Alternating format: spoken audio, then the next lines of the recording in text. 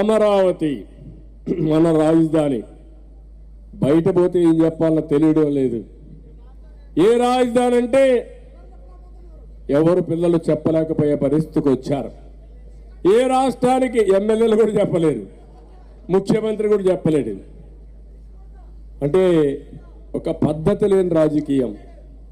5 ఏళ్ళయింది రాజధాని లేని రాష్ట్రంగా తయారు చేశాడు.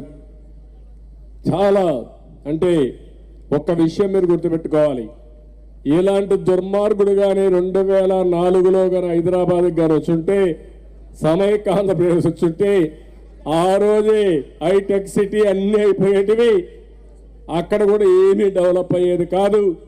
ఆ రోజు దాని జాతకం బాగుంది. ఇలాంటి దుర్మార్గుడు రాలా. వీళ్ళ తండ్రి అయిన రాజశేఖర్ రెడ్డి 100 రెట్లు మెరుగని నిరూపించుకునే పరిస్థితి వచ్చాడు. ఆ పెద్ద మనిషి ఎక్కడ అడ్డం